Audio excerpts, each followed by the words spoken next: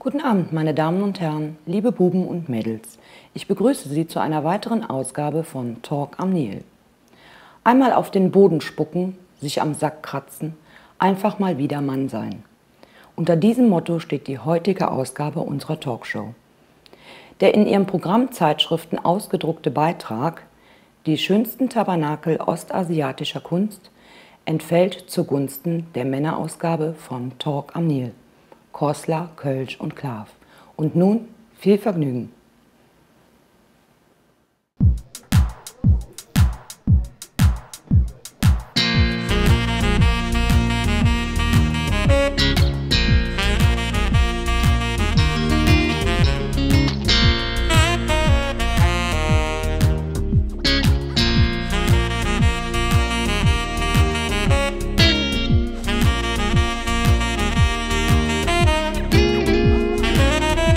Meine Damen und Herren, bitte begrüßen Sie den Mann, dessen Wappenspruch Erfolg bewusst vermeiden ist. Ihren Gastgeber Michael Kosler. Meine Damen und Herren, der Samstagabend ist zurück! Hey! Dankeschön! Danke! Ossi! Flavia! Ja. Prost zusammen! Meine Damen und Herren, eine Band, die das Leben leichter macht, die Floortreibers!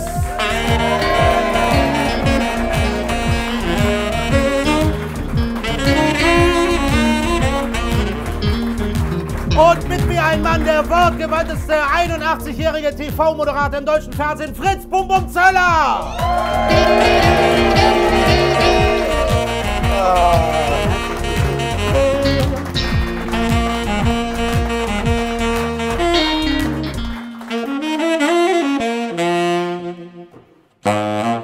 Ach, Hase. Die Floortreibers!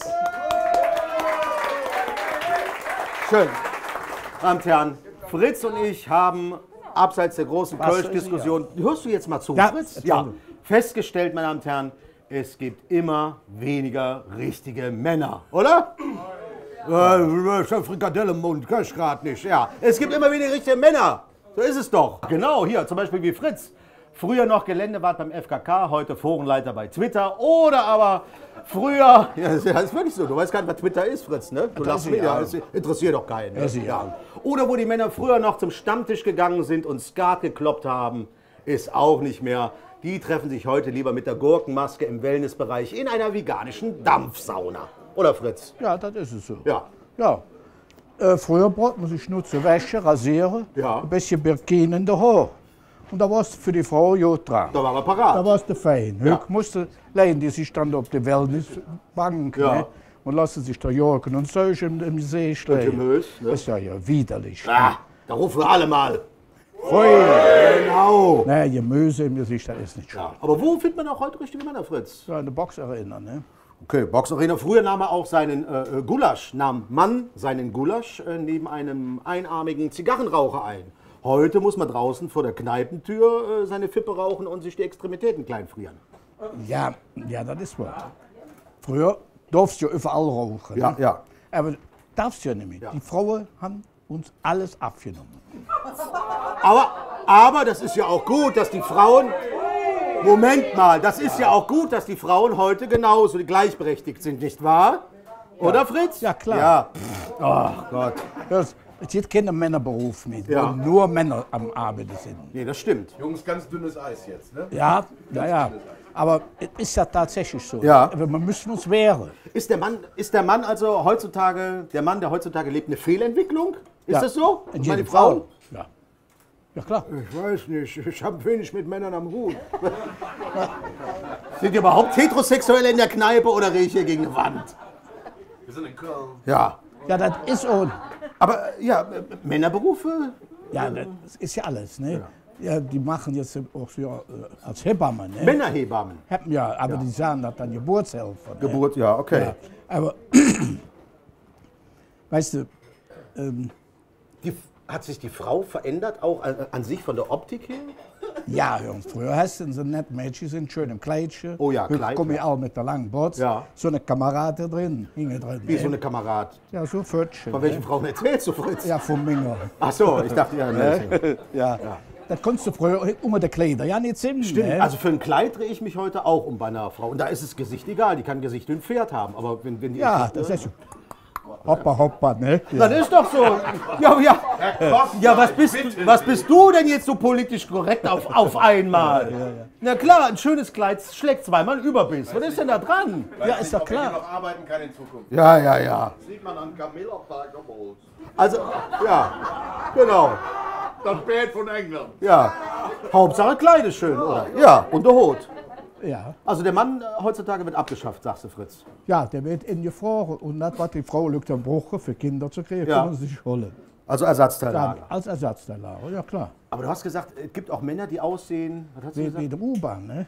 Ja, aber was meinst du damit? Es gibt Männer, Ja, die da aussehen war wie so ein U-Bahn. Fußballer, der kommt von England. Der Ja. sah aus wie ein Wief, er war ein Kerl. Oh, Fritz, das ist, nein, du meinst David Beckham. Ja, Ja, aber das ist keine, der sieht nicht aus wie eine U-Bahn, der ist metrosexuell. Das hat mit U-Bahn nichts zu tun, Fritz. Scheiße. Das sieht aus wie eine U-Bahn.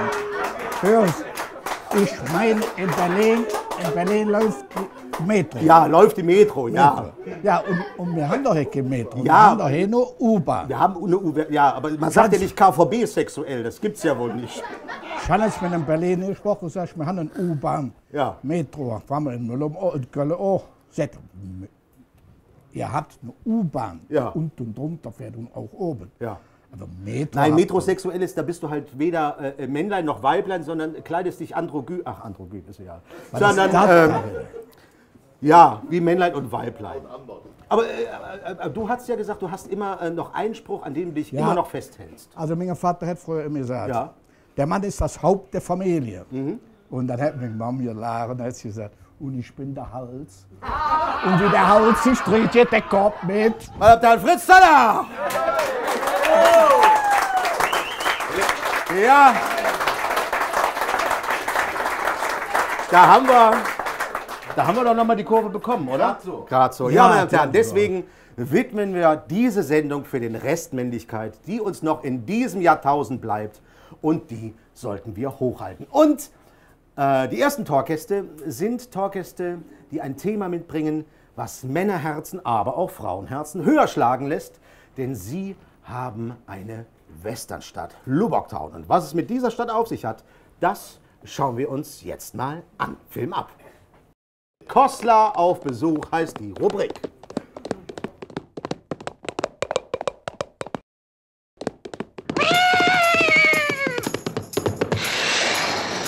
Willkommen in Lubbock Town, Fremder.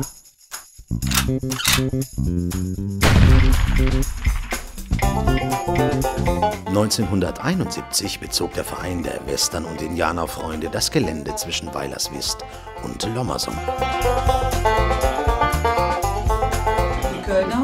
Die Kölner, die Städter, was brauchen die zu Hause? Ein Akkuschrauber? Ja, da ist dann nicht so viel. Ne?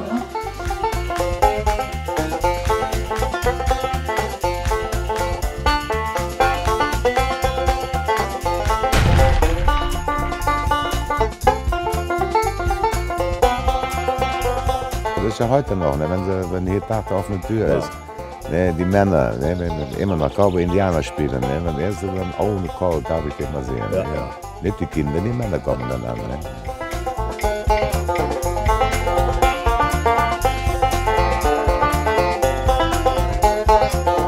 Und der Salon darf natürlich nicht fehlen.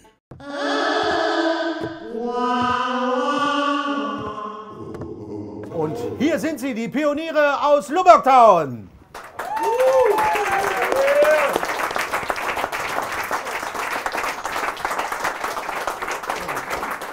Wir haben es ja gerade im Einspieler gehört, 1971 oder vielmehr 1972 ist Lubbock Town gegründet worden. Es gab aber den Verein schon vorher. Wann hat das angefangen?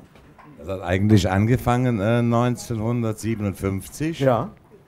mit einer Interessengemeinschaft, die eben für dieses Hobby, wie alle Männer so, Cowboy, Indianer und so weiter. Und dann hat man ein Gelände gesucht und dann sind die nachher etwas auseinandergegangen, weil es sind nachher 3 Vereine daraus entstanden. Wie das so ist. Weil erst war der Name 7 Zelte. Dann haben wir festgestellt, das ist nicht authentisch. Und dann ist dann daraus 7 Ratsfeuer entstanden. Die sind heutzutage in Stromberg. Dann die Präriefreunde Köln und eben Western-Indianerfreunde, was wir sind, die dann anschließend nach Lubbocktown gekommen sind. Also beziehungsweise auf dieses Gelände, wo wir heute drauf sind. Wie ist das denn mit der Authentizität? Kommen da auch schon mal die Amerikaner und sagen, super, oder nee, so Gebäude haben wir gar nicht bei uns? Oder? Doch, wir sind praktisch seit 1973 auch offizielle Partnerstadt von Lubbock, Texas. Ach, die gibt es tatsächlich, die Stadt? So, und das ist so praktisch so einigermaßen nachgebaut, wie früher dieses ganz alte Lubbock mal gewesen sein soll. Als wir in Lubbocktown waren, hatten Sie ja auch gesagt, Sie und Ihre Tochter schneidern ja teilweise die Kostüme selber. Ja, also eigentlich meine Tochter, ich nicht. Die ist da also ein bisschen fitter drin. Gerade bei den Indianersachen, die kann man natürlich so nicht kaufen. Also wenn man dann schon mit dem Leder anfängt, dann versucht man also schon, das alles selber zu machen. Die Mokassins sind selber gemacht, die Legs dazu, die natürlich dann auch der Rock dazu oder eben auch Kleider. Es gibt natürlich auch Baumwollkleider, die gemacht werden, also die unterschiedlichsten Sachen, Ketten, Schmuck insgesamt. Also man versucht, genauso wie beim Trapper, bei meinem Mann, die Sachen eben möglichst selber zu machen. Da gibt es aber auch bestimmte Regeln, gerade beim Indianerschmuck haben Sie mir erklärt, dass man sagt, nee, das hier ist Shoshonen und die haben eine andere Anordnung von den Perlen, so geht's nicht. Also da hält man sich schon ans Original. Ist gar nicht so einfach, also man muss da wirklich gucken, wir machen jetzt Comanchen. Wir versuchen die Comanchen nachzustellen. Da muss man dann auch wieder die Zeit bedenken. Wir sind ungefähr um 1850 oder etwas später. Da gab es dann schon die Weißen, die dann auch gehandelt haben mit den Indianern, sodass man dann also beispielsweise Glasperlen bekommen konnte. Dann die Türkise zum Beispiel dazu. Das hatten die Indianer ja vorher einfach nicht. Und dann muss man also wirklich aufpassen, nicht nur die Stämme, die haben ihre eigenen Farben, früher eben Erdfarben und was man eben so hatte. Und natürlich eben auch die Zeit dazu bedenken, weil bevor die Weißen nicht da waren, gab es einfach bestimmte Sachen überhaupt nicht. Und das hier ist auch in Handarbeit, das ist ein Original? Das ist jetzt ein Fächer. Der Fächer wird beispielsweise gebraucht, auch um Feuer zu machen, also um das eben ein bisschen besser hinzukriegen, wird aber auch für Zeremonien genommen. Das ist jetzt keine Adlerfehler, das haben wir ja einfach nicht mehr bei den Indianern schon, hat dann auch also einfach einen Stellenwert. Der Adler bei den Indianern ist ja nun ein heiliges Tier. Wir nehmen dann den Bussard, da sagen die Hobbyisten hier, das ist der kleine Adler in Deutschland dann eben für uns und wird also wie gesagt auch für Zeremonien verwendet. Das ist ja halt ein sehr zeitaufwendiges Hobby. Wie lange oder wie oft ist man im Jahr in Lubbocktown? Wir haben einen harten Kern von Hobbyisten, die sind eigentlich ganzjährig am Wochenende da. Die machen auch keinen Urlaub. Also Urlaub ist dann Urlaub in der Stadt. Oder wir haben jetzt letztes Jahr angefangen, ein Sommerlager anzubieten, wo dann mal über einen längeren Zeitraum das Hobby gelebt werden kann. Wenn man über die Ostertage sind, das sind in der Regel 3-4 Tage, bis man einen Tipi aufgebaut hat. Komplett eingerichtet hat. Was ja auch sehr groß ist, habe ich gelernt. Und es regnet von oben auch nicht rein, obwohl man meint, es ist offen. Genau. Habe ich gelernt. Da braucht man also gut einen halben Tag oder einen Dreivierteltag für das Aufbauen, das gleiche für den Abbau. Und dann ist das Lagerleben doch relativ kurz. Aber es ist schon so, dass sich der Freundeskreis im Laufe der Jahre verändert. Also wo man sagt, klar, die alle bei Lubbocktown mitziehen, die sieht man schon öfters als die Freunde, die man aus... Natürlich. Also man muss einfach sagen, das ist ein anderes Hobby, wenn man in einem Schachverein ist oder wenn man kegeln geht. Das ist einmal im Monat oder einmal in der Woche. Da ist es schon etwas anders. Man verbringt in der Regel die Zeit von freitagsnachmittags bis sonntagsnachmittags in der Stadt. Und dann bleibt eben für sonstige Kontakte weniger Zeit. Meine Damen und Herren, die Pioniere von Lubbocktown, Applaus!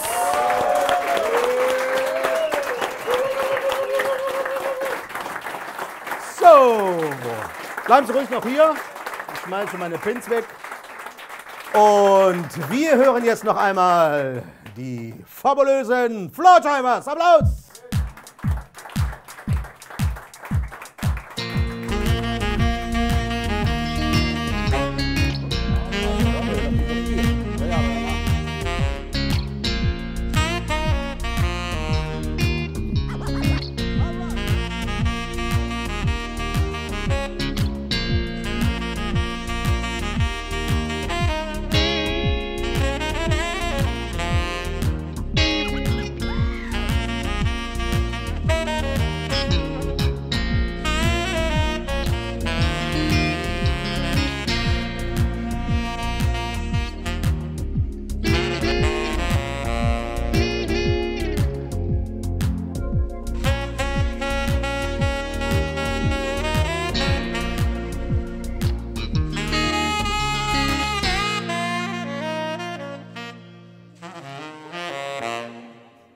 die Floorjivers! Ah, das roch lecker!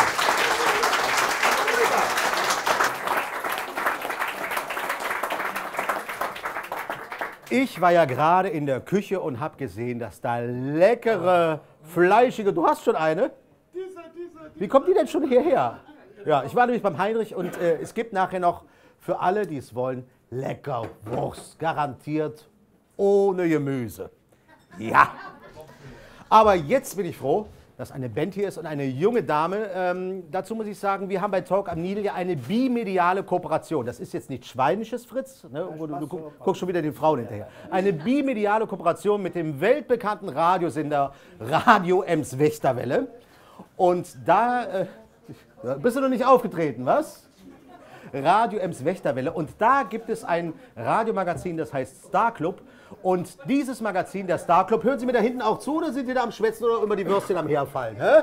Ah, Flips, aha, ja, schön. Ich hoffe, es schmeckt Ihnen. Und die haben nämlich einen Radio-Contest 2012, The Radio Contest, Song Contest 2012 ausgelobt. Und als ersten Preis haben sie ausgelobt einen Auftritt in einer ganz bekannten Kölner Talkshow. Ja. Und dreimal dürfen Sie raten, was das für eine Talkshow ist. Hier ist die Gewinnerin des Radio Song Contest 2012 mit ihrer Band. Sie heißt die Reisebegleiter. Hier ist Nadine Fingerhut und die Reisebegleiter. Applaus! Reiseleiter! Reiseleiter! Reiseleiter.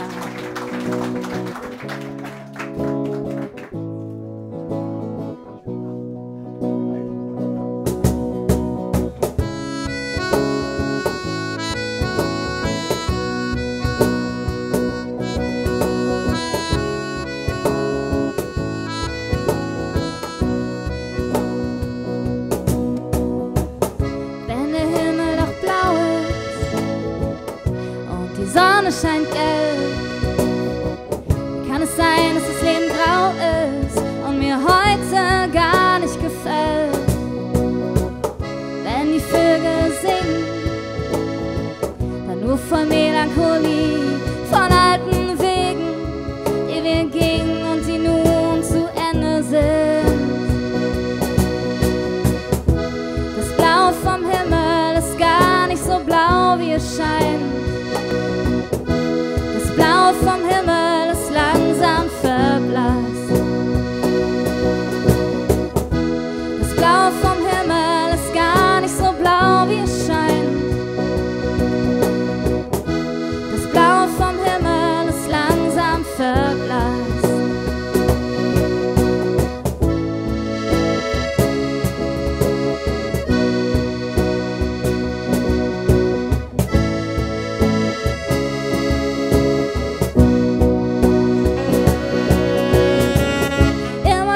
Versucht, alles festzuhalten, unser Leben zu lenken und zu verwalten. Ich war blind vor Sehnsucht nach Ewigkeit.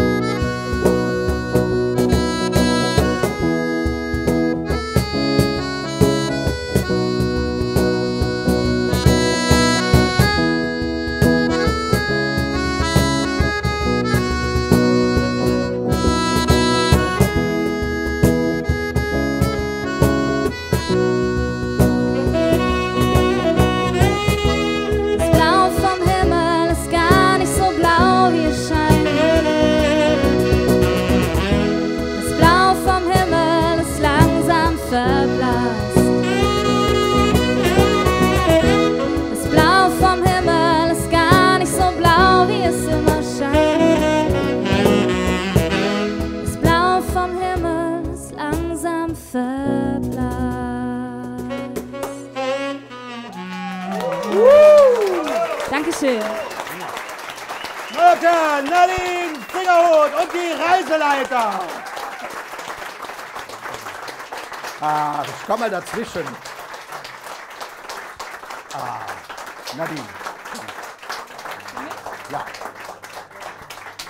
Wunderbar. Nadine, du bist ja Gewinnerin des Radio Song Contest 2012. Nochmal an dieser Stelle herzlichen Glückwunsch. Ich habe aber schon ein bisschen auf deiner Homepage mal gegoogelt und das natürlich. Und das ist ja nicht jetzt direkt dein erster Song, wo du sagst, oh, ich habe gewonnen, jetzt geht's los, sondern du bist ja schon ein bisschen länger unterwegs. Ja, ich mache Musik, seit ich 15 bin ungefähr. Da habe ich meine erste E-Gitarre bekommen und habe dann mit meinem Nachbarn Nils, mit dem ich jetzt auch wieder Musik mache, die erste Band gegründet und die ersten Songs geschrieben. Und danach noch viele andere Projekte gehabt und jetzt Nadine Fingerhut und die Reiseleiter. Und das macht ganz viel Spaß. Hast du Gitarre spielen selber beigebracht? Noch mehr hier mit dem, wie heißt der, das Pfadfinderlerngeriffe, wie heißt der Typ? Peter Bursch. Ja, genau. Nee, ich habe es einfach ausprobiert irgendwie. Und ach so, ja, genau. Ja, so. Bei mir funktioniert das nicht. Versuch's mal. Du musst Geduld haben. Nein, ich kann auch keinen Rhythmus halten. Also da bin ich, das geht absolut nicht. Aber du warst auch schon mal in Köln, 2010 bist du aufgetreten im Blue Shell? Genau, da war ich im Blue Shell. Da ist meine CD rausgekommen. Das Blaue vom Himmel heißt die. Ja, genau. Wow. Ach, da ist sie doch. Hier, komm, da halten wir sie auch rein. EP, dass ich das nur mal lesen darf. Eine EP, das Blaue vom Himmel. Das erinnert mich an die guten alten Zeiten. Aber da hast du nichts mit am Hut, wo du sagst, mir egal auf welchem Tonträger, oder? Ja. Oder ist man da noch jetzt gerade wieder so auf Revival, wo man sagt... Ja, Vinyl ist schon cool. Ja. Ja, auf jeden Fall. Wie ist das weil du bist ja schon ein bisschen bekannter. Hat man da auch schon so Fans, die einem nachfahren oder Starroom oder so? Hey, kann ich nicht mal runterkommen, Autogramm unterschreiben? Gibt's das schon? Wir haben vorhin Autogramme gegeben, hier hinter der Theke. Ja, die nehmen von jedem, die haben auch... Nein. Ja. Ja. Nein, aber gibt es da schon wirklich, ich sag mal, auch jüngere Fans, die auch schon... Es gibt auch jüngere Fans, ja. Es gibt auch welche, die öfter zu Gigs kommen und die man dann mal wieder sieht und so. Das ist immer ganz schön. Die euch auch nachreisen? Genau. Cool. Ich würde sagen, ich würde gerne was von Nadine hören, oder? Wie steht's mit Ihnen? Bühne frei und Applaus für Nadine Fingerhut und die Reiseleiter. Jünger als wer? Als zu Fritz. Ja. Warum wollen wir immer mehr? Irgendwo muss doch das Ende sein. Warum können wir nicht aufhören, unsere Erde so laut anzuschreien? Sie liegt geknebelt und gefesselt da und wir treten sie mit Füßen. Wenn wir diesen Weg noch weitergehen, müssen wir alle dafür büßen. Geh mal raus, mach die Augen auf, alles aus Asphalt und Beton. Es riecht nach Dreck und nach Korruption. Wir haben die Schnauze so voll. Wessen Leichen führen Kriege, weil nur Sex statt echter Liebe. Ja, Gelegenheit macht Diebe. Doch haben wir uns am Ende selbst beklaut. Wir haben uns am Ende selbst beklaut. Warum haben wir nie genug? Warum können wir nie zufrieden sein? Das ist der letzte Atemzug. Denk mal nach, du musst dich selbst befreien. Dankeschön. Applaus, Nadine Fingerhut. Dankeschön. Ah, herrlich. Wunderschön. Ja. Ich bin immer so nah am Wasser gebaut. War schön, war richtig schön. Und jetzt aber kommen wir zu einer, ja, fast schon zu einer Rubrik. Denn zum dritten Mal erzählt jetzt ein Mann, Volkesstimme aus Nil, Vox Populi, was hier in Nil Ambach ist. Und dazu begrüßen Sie den Mann, der sagt, was gesagt werden muss. Hier ist er, unser Dirk Felten. Applaus! Ist egal, steh durch, komm. Dirk. Ja. Kommt her. Moment mal. für die, die es noch nicht gesehen haben, Dirk spricht über, ist doch schon an, fummel doch nicht an dem Ding. Ja, ist doch schon und wenn, ich bin sprachlos, das ist die neue Nina. Nina? Das ist die neue Nina. Aber die sind die doch Nina hatte man in den 90er Jahren. Das ist die Nina der... Wie in den 90er? Da hat von Nina überhaupt kein Mensch gesprochen in den 90er. Das war 80er. Nüng Schlafballon. Ja, das war 9,5 Schlurf. Das war nicht 9 die singt von 99 Luftballons. Aber die hat genauso eine Stimme, die ist genauso super. Alles klar, so was wolltest du mich ja jetzt erfragen? Ja, Dirk, du hast dich doch gemeldet. Du hast mich doch wieder. Halt mir das, ich bin doch verkabelt. Halt mir doch das Mikro. Ja. Furchtbar. Frag mich doch. Nein, nicht. du hast doch mich wieder angesprochen, hast gesagt, wieder als wir uns im Linkewitz getroffen haben, wüsste mal das Thema. Richtig, was war das wir genau? haben hier jetzt zum Monieren. Ja, Folgendes. Wenn wir hier über der Hauptstation oder unser A-Lückchen aus der Dürrussion, der hast auf der Hauptstraße hast du nur noch. Schlaf jetzt in. Nein, nee, ich mache hier nichts. Klar, bleib. Alles klar. Ja. Dann hast du auf der Hauptstraße hast du nur noch Arbeitsvermittlungsläden, eine Chines, ja, jetzt nicht mehr Chinesen, oder? Second-Hands-Läden. Aber wo kriegt man Ei oder wo kriegt man Bund Butter? Beim Erzähl mir das denn. Ja, das fehlt hier. Das fehlt hier. Also was fehlt denn hier, Dirk? Hier fehlt ein Supermarkt. Ein Supermarkt für Nil, oder? Mein Gott, das kann doch nicht sein, wenn ich hier Eibruch oder Bund Butter oder Döppelmilch oder ein bisschen Öl, dass ich bei mir Video muss. Und der hat kannst du mir das ins Linie. Was, du kannst hier, das wusste ich, du kannst hier im Linkewitz kannst du Eier ausleihen. Hier kriegst du alles hin. Hallo, ich wollte mal ein Omelett machen, leih mir die doch mal aus, kriegst du auch wieder zurück. So, aber nein, es ist einfach nur traurig. Ja. Wir haben so viele alte Leute in hier. Die haben keine Eier. Das weiß ich nicht. Aber die müssen hier Taxi... Ja, erzähl, ja, ich bin noch dabei, ja. Alles klar. Ja. Nein, aber es kann nicht sein, dass unsere alten Rentner, die für uns gesorgt haben, dass wir hier standen, dass wir Blut am Balle haben, dass die Hüg nicht wissen, wo sie ihr Fresse herkriegen. Es muss hier eine Lebensmittellade hin. Meine Damen und Herren, Dirk Friedel! Dirk! War mir wieder. Du bist ja, hör mal, du bist ja ein richtiger Demagoge. Du bist ja richtig ins Schwitzen gekommen. Ja, Moment, das ist Wärme. Aber wir Männer, Thema Umschwung, werden auch häufig als primitiv angesehen, Dirk. Ja? Wie geht das? So ist es. Wir Männer, geh ruhig vor, komm, geh vor, ich mach mir den Gang. Denn wir Männer sind oft zu Unrecht als rüde bezeichnet worden. Als Assis oder als Menschen ohne Gefühl. Dem ist nicht so. Denn in unserer Rubrik Uwe erklärt, hat sich Uwe einen Begriff herausgesucht, der das alles, der diese unflätigen Worte, mit der wir Männer, aber manchmal auch die Frauen bezeichnet werden, hat sich Uwe einen Begriff herausgesucht, in dem das alles zusammengefasst wird. Und wir greifen wieder wahllos in unser Lexikon hinein, schlagen auf, sehen eine leere Seite, schlagen nochmal auf, sehen eine andere leere Seite, egal. Genau. Und da drin steht Prekariat. Viel Spaß also mit Uwe erklärt, was ist Prekariat. Viel Spaß. Wussten Sie auch nicht, ne? Nee. Sie können klatschen. Dankeschön.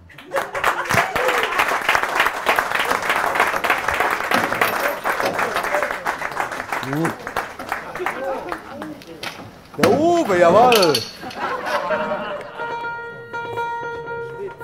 Ja. Genau. Der ist so warm, hör mal.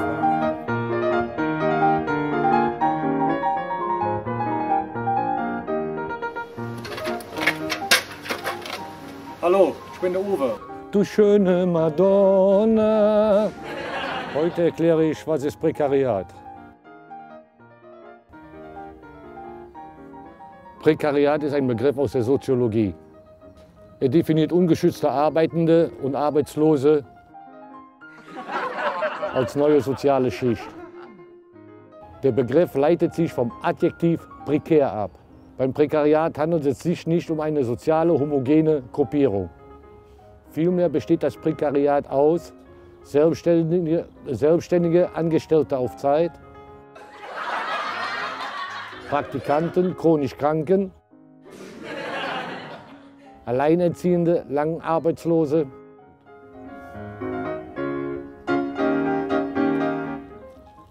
Ich komme schon setzen, ne? Cool. Außerdem gehören zum Prekariat die autoritätsorientierten Geringqualifizierten. Außerdem gehören zum Prekariat die autoritätsorientierten Geringqualifizierten. Außerdem gehören zum Prekariat die autoritätsorientierten Geringqualifizierten, sowie ein Teil der selbstgenügsamen Traditionalisten. Also demnach sind wir irgendwie alle Assi.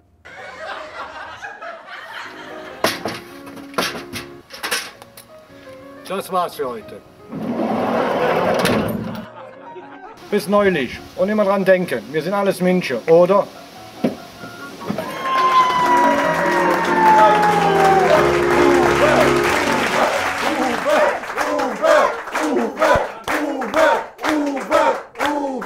Hat Herr Uwe erklärt. Herrlich, herrlich. Uwe. Wir lassen wieder ein bisschen Ruhe einkehren. Ja, wir spielen nach der Show, wenn ich noch mal darf. Aber nicht nur Uwe ist ein Mann, sondern auch mein nächster Talkgast. Und er gibt Männern ein Refugium und sagt, kommt, hier könnt ihr noch Männer sein. Und er hat ein Internetportal, da laufen auch Videos drauf, aber nicht nur das. Er hat ein Internetportal, das heißt Schraubergott. Und was es damit auf sich hat, da gucken wir jetzt mal rein.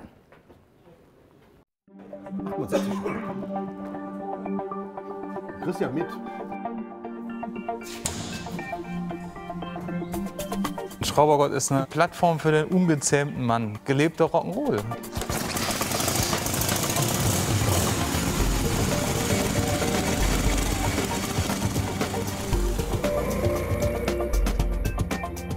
Es geht um Dinge, die den Männern Spaß machen. Das kann Skateboard sein, das kann Musik sein, das können Platten sein. Wir wollen ja, dass die Leute dieses Thema Werkstatt erleben. Das heißt, das Auto springt nicht an und der Mechaniker am Telefon sagt, ja, hau doch mal auf den Anlasser drauf. Nach dem Kurs wird der Vergaser nicht mehr verprügelt, sondern dann trifft man auch den Anlasser.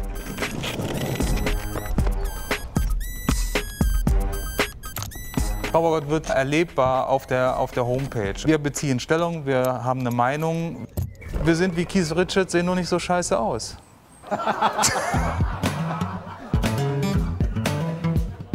Also mit Kohle kann jeder, aber mit Herz, das können die wenigsten. Und hier ist er! Hartmut Maus von Schraubergott.com. Hallo, grüß dich. Hallo Hartmut. Schön, dass du da bist. Hartmut, wir haben ja gerade schon im Kurseinspieler gesehen, das ist eine Plattform und es werden Kurse angeboten für, ja, wo Männer wieder Männer sein können. Was ist Schraubergott? Ja, Schraubergott ist eine Sache, erstmal, die habe ich mir für mich gemacht. Wollte was für mich tun, weil ich 20 Jahre jetzt vorm Computer gesessen habe, Dateien hin und her geschubst habe und dann festgestellt habe, als ich mal wieder mit meinem Motorrad fahren wollte und eine Macke hatte, das kriege ich ja gar nicht alleine in den Griff. Ja. Und dann musste ich mir helfen lassen und dann nach vielen Suchen, endlosen Suchen in irgendwelchen Werkstätten, habe ich dann einen Typen erwischt und der war für mich dann irgendwie, wie man so schön sagt, der Schraubergott. Und da habe ich gedacht, schönes Thema, das ist ja gut, da möchtest du mal für dich erleben, lässt sich bei dem anstellen. Das wollte er aber nicht, so viel Inkompetenz, ja. Kompetenz wollte er nicht haben und dann habe ich gesagt, ja, dann lassen wir doch mal einen Kurs draus machen. Ja, und so ist die Idee mit den Kursen entstanden. Also das heißt, in dem Kurs sind da Leute oder kommen Leute, die sagen, ich habe auch Motorrad und kann da selber auch nicht dran rumfrickeln. Ja, Hilfe. Ja, genau. In erster Linie sind das Leute, die sagen, ich traue mich da überhaupt erstmal hin. Das ist jetzt nichts von der IHK, wo ich mit 18 Schlossern in einer Reihe sitze und irgendwelche technischen Vorkenntnisse haben muss, sondern zu uns kannst du hinkommen und kannst einfach doof sein. Ja, also kannst einfach hinkommen und musst dich nicht verstellen, so wie im Job. Da darfst du keinen Fehler machen, da darfst du keine Schwächen zeigen. Bei uns darfst du einfach hinter geschlossener Tür sagen, ist der Motor jetzt hier vorne oder ist der hinten? Was ist das hier für ein Griff? Und dann wird das fachmännisch erklärt, sodass die Leute mit einem sehr guten Gefühl dann wieder nach Hause gehen. Also doof sein und Mann sein.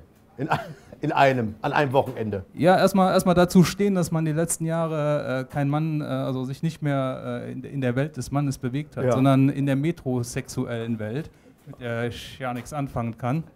Weil das ist nämlich nichts Richtiges, das ist von allem ein bisschen, aber nichts Richtiges. Und und ich bin eigentlich dafür, dass man wieder was Richtiges macht. Und das muss nicht nur ein Motor sein, also ich wollte gerade sagen, Schraubergott ist ja gewachsen. Also wenn ich auf die Homepage gehe, da ist ja nicht nur was über Motorräder, sondern Tattoos und alle möglichen Sachen drauf. Ja, das sind alles Dinge, die in erster Linie mich interessieren. Da habe ich festgestellt, als ich den Leuten erzählt habe, das finde ich gut und das auch und das in der Kombination. Und dann habe ich gemerkt, auf dem Clash-Konzert, da waren ja auch nicht nur ich. Und dann sind also ein paar mehr gekommen und das ist jetzt auch bei Schraubergott so. Und wir haben, glaube ich, heute gerade jetzt auf Facebook die 4000 Freunde-Grenze durchhämmert. Und das ist schon ganz erfolgreich im Moment, ja. Und wie gesagt, Seminare, nicht nur Motoren, sondern im Grunde, wir haben jetzt vor, ein Seminar zu machen, das Kettensägen-Massaker. Das ist eine Geschichte, da wollen wir den Leuten ein bisschen beibringen, wie man mit so einer Kettensäge umgeht, ohne sich von seinen Gliedmaßen zu verabschieden. Und das war aber auch, da bist du auch wieder drauf gekommen, wo du gesagt hast, Kettensäge habe ich auch zu Hause, aber...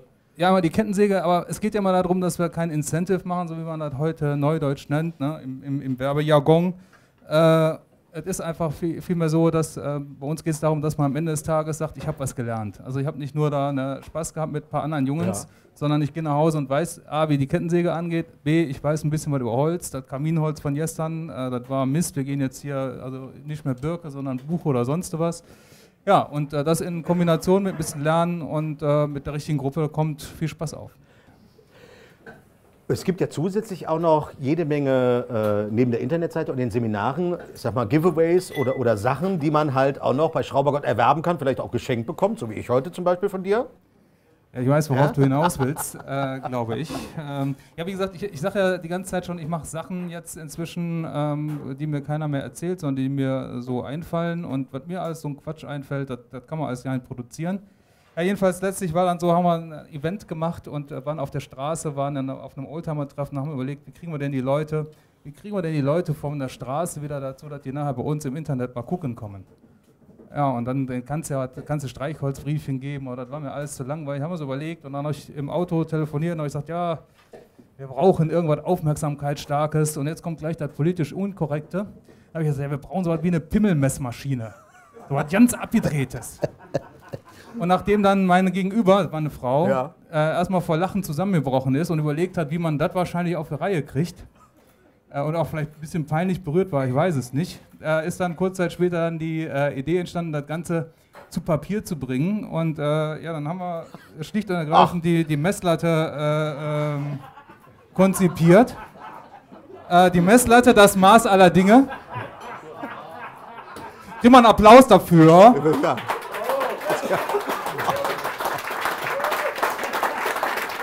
Moment mal.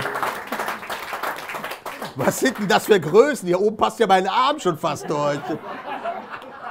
Also das war sehr lustig, als wir mit der Messlatte dann gestartet sind. Erstmal gab es natürlich, selbst unser eigenes Lager war dann so gespalten. 50% sagten, das kannst du nicht bringen. Die anderen 50, das musst du noch mehr bringen. Ja, und dann haben wir gesagt, wir verteilen die nicht selber und auch nicht, man müsste jetzt eigentlich vermuten, das wird von Blondinen mit üppiger Oberweite verteilt. Nee, wir haben dann Omas und Opas gefunden, die das für uns verteilt haben am Oldtimer Festival. Fritz, warst du das? War dabei. Ja, und erstens konnte denen kaum einer abschlagen, das Ding in die Hand zu nehmen. Und die Erfahrung damit zeigt, dass die Männer sagen, nee, das brauchen wir nicht. Aber die Frauen haben das alle mitgenommen. Ja, und am Ende vom Lied so Giveaways, so Flyer, die liegen natürlich immer auf so Festivals später dann im Dreck. Ja. Und ich habe, glaube ich, wir haben 5000 Dinger verteilt, ich habe 3 Stück nachher irgendwo am Festivalgelände gefunden. Also die sind, glaube ich, wahrscheinlich da in Hamburg schwer im Einsatz. Ich würde gerne noch ein bisschen mehr hören, aber Fritz, du bist schon wieder mit deinen Fragen zugange, ne? Ich will jetzt nur, das ist jetzt... Welche Nummer haben wir jetzt? Die Nummer 3. Jawohl. Ja, ich Bitte muss schön. mich immer rechtfertigen. Ja. Welches großartige Kulturprojekt findet man unter der Oberfläche Kölns? Es ist nicht die U-Bahn. Ich muss passen. Weiß das jemand von Ihnen? Römische, ja, die Wasserleitung, ja. Der Kaiser Wilhelm-Saal. Der Kristallleuchtersaal. Ja, viel größer, viel größer von Ich der hätte jetzt Fläche. gesagt, der Kölner Humor, aber das Der ist unterirdisch manchmal, ja, das stimmt. Fritz, was ist es? Achtung! Die archäologische Zone. Auf archäologische- 7000 Quadratmeter sind zahlreiche Funde aus 2 Jahrtausenden versammelt. wollte ich gerade sagen. Ja, trotzdem. warum hast du das Hartmut, nicht gesagt? danke, dass du da warst. Ein Applaus für den Schraubergott. Hartmut, Vielen Dank. auch nochmal für dich. Ein Revoluja-Shirt und einen Talk am Nil-Pin. Hartmut Applaus für Schraubergott. Applaus! Und meine Damen und Herren, wir hören nochmal die Floorjivers. Applaus!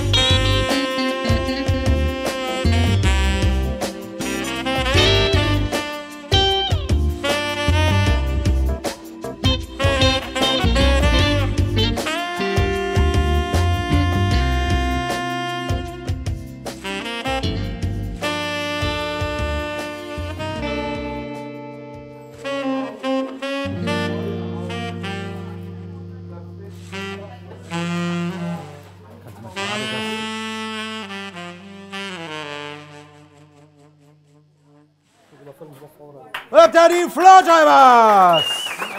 Mua.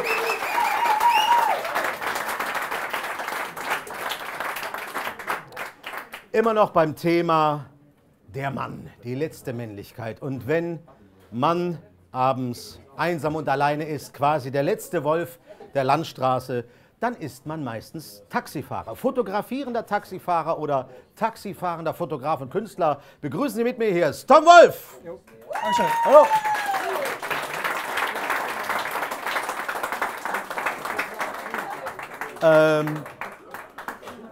Tom, Sie sind ein legendäres Kölner Taxi gefahren. Das war ein London-Taxi, also hinten viel Freiraum. Und haben nicht nur Ihre Fahrgäste befördert, sondern auch noch fotografiert. Und das Taxi hieß 1068. Und warum haben Sie die Leute fotografiert? Reicht ein Taxifahren nicht? Nee, das reicht mir nicht. Also erstmal muss ich sagen, vielen Dank, dass ich hier bin. Das ist normalerweise die Stelle, wenn ich in die Kneipe reinkomme und sage, Taxi ist da. Und jetzt durfte ich den ganzen Abend hier schon mal erleben. Also herzlichen Dank dafür. Super Sache, der Talk am Nil. Und das beantwortet auch schon fast die Frage. Ja. Das stimmt, nur Taxifahren war mir irgendwann zu langweilig. Und vor allen Dingen, als ich mit dem London-Taxi unterwegs war, das war halt, weiß nicht, wer das schon mal gesehen hat, die Engländer sind ja sehr konservativ, das Taxi gehört da einfach zum Straßenbild dazu. Und wenn ich durch Köln gefahren bin, haben die kleinen Kinder ihren Eltern gesagt, guck mal da, was ist denn das? Sieht aus wie ein großer Teddybär.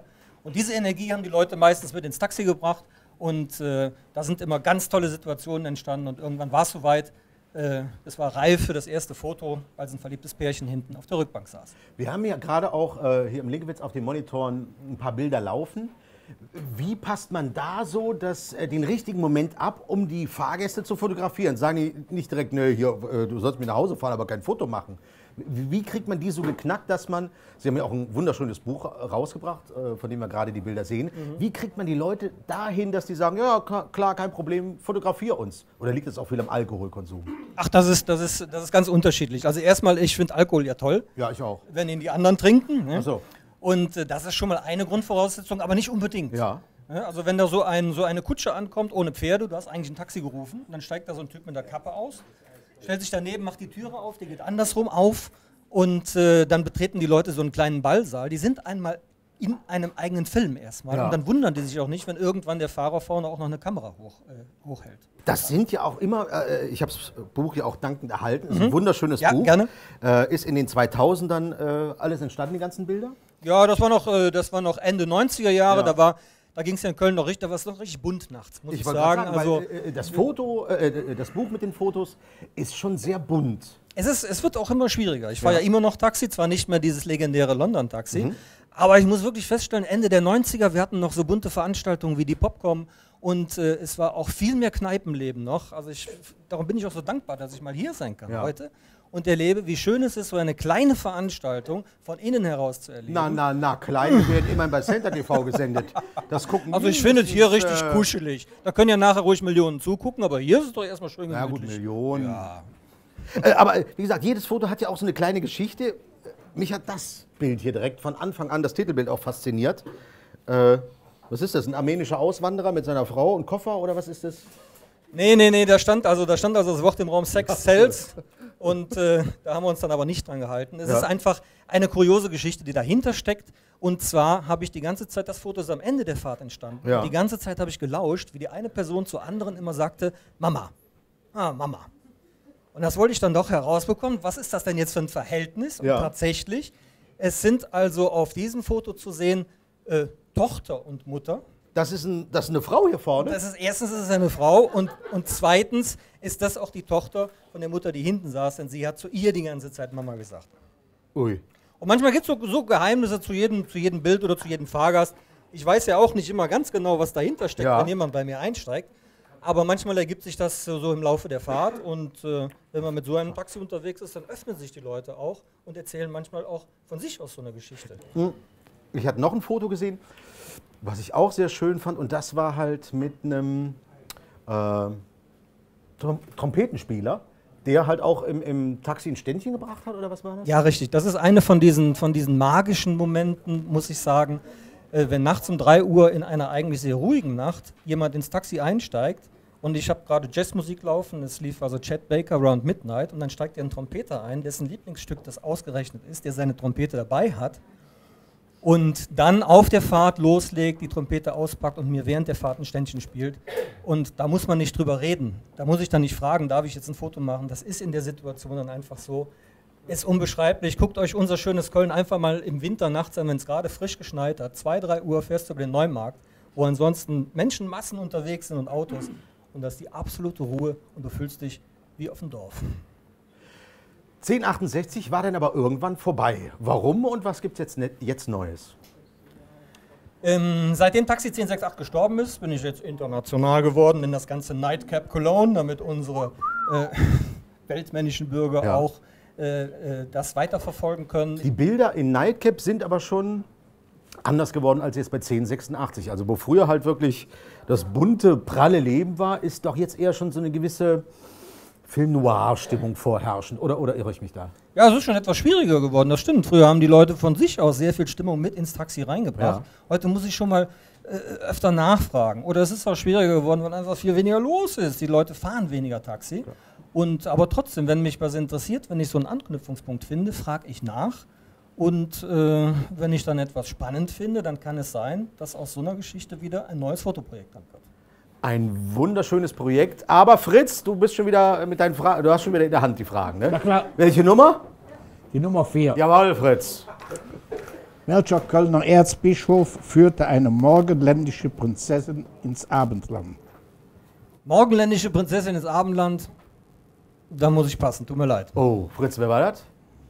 Erzbischof Gero. Stimmt, der hat nämlich in Byzanz, wie jedermann weiß, die Prinzessin Theophanu gefreit. Damals 12 Jahre alt, deswegen sind die Frauen damals auch älter geworden als die Männer. Führte sie nach Köln und sie hat aber, nachdem der Gero schon längst abgenippelt war, hat gesagt, ich möchte trotzdem in Köln begraben werden. Und zwar in einem weißen Sarkophag aus Naxos-Marmor. Allgemeinbildung. Ja, Dankeschön. klar, Sie können ruhig mal zwischendurch klatschen, oder? Wussten Sie selber nicht, ne? Ja, haha.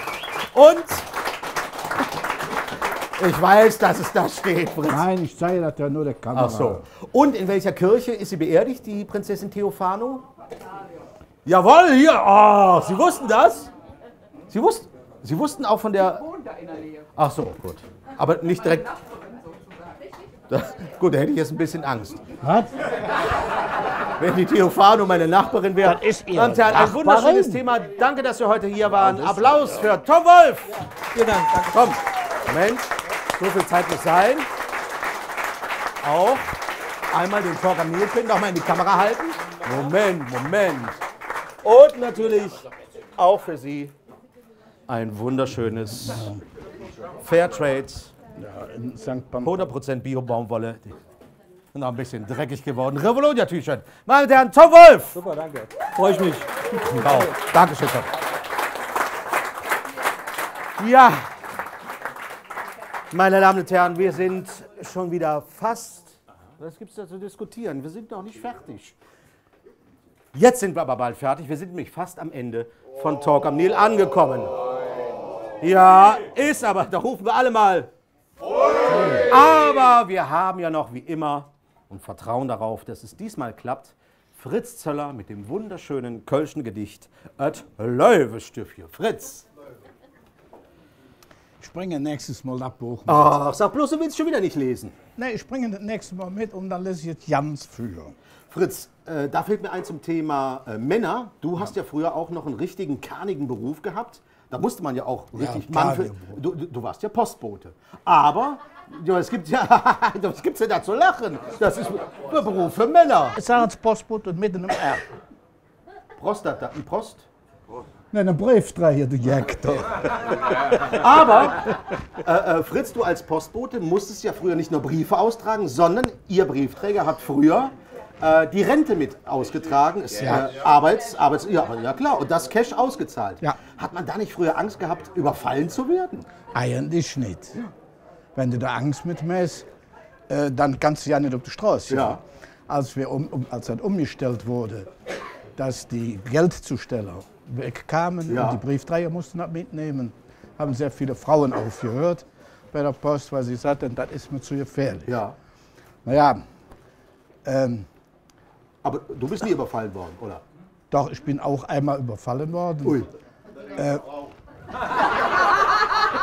Nee. Nee, das war ja nur Freitags. Das war ja nur Freitags, da haben wir die halt unter den Tisch geworfen. Ja. Ne? Da baut sie sich nämlich Böcke. Ja. Fritz, wir hängen, hallo. Ja, ja, ist doch ja, lass die Lück doch schwade. Ja, ist ja gut. Ja. Jedenfalls, ich bin tatsächlich schon überfallen worden. Ui. Und zwar in Müllem. Ja. Und dann war dann so, der junge Mann hatte ich also ein paar Tage schon vorher an dem Haus gesehen. Aha.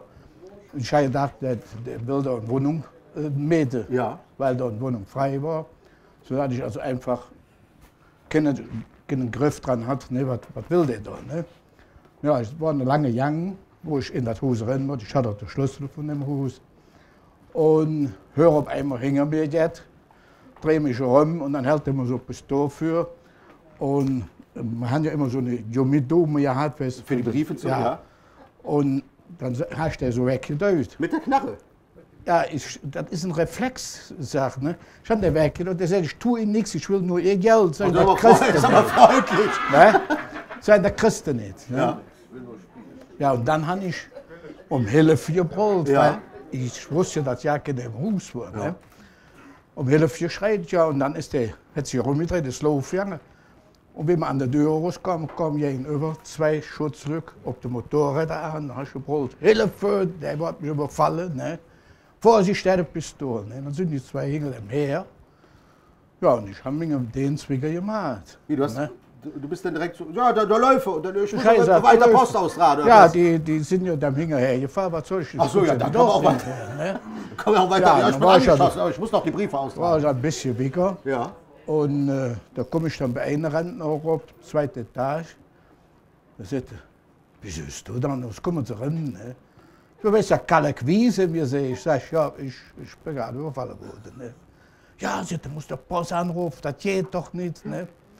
Ja, man hat ja kein Handy oder so. Also war ich ja froh, dass der Mann dann der Post anrief. Dann haben die einen Azubi rausgeschickt, Auszubildende. Ne? Und damit der Mann ist dann begeben. Bist du denn befördert worden für den Einsatz? Nein, für den Einsatz wäre schön gewesen. Hätte ich länger jetzt davon gehabt. Nee, ich komme dann auf die OPD, auf die Postdirektion, für die Leute, die das nicht wissen. Und da war dann der Chef da, dann hat erzählt, wie das dann so ist, und Belobigung. Und dann kriege ich dann 200 Mark als Belobigung. Ja, dann hast du die so auseinandergehalten, da war noch ein Fotograf dabei, damit er auch so, dass es nur 2 waren. Ne? Ja, das war es dann. Ne? Meine Damen und Herren, Fritz Zöller mit einem Beruf, bei dem man früher noch ein dickes, haariges Skrotum besessen hat, besitzen musste. Und mir bleibt nur noch, mich zu verabschieden mit einem Zitat vom großen Jean Gabin, der einst meinte, es ist für einen Mann beunruhigend, wenn Frauen ihn plötzlich beruhigend finden. Das war's mit Talk am Nil, mit dabei Nadine Fingerhut, Hartmut Naus, Tom Wolf, die Pioniere von Lubbocktown, Fritz Zöller und die Flautschreibers. Legt doch mal los, meine Damen und Herren. Das war's von Talk am Nil. Tschüss sagen ich und der Fritz aus dem Blickwitz. Tschüss zusammen. Geht's noch mal mit. Fritz, ich war wieder. Schön.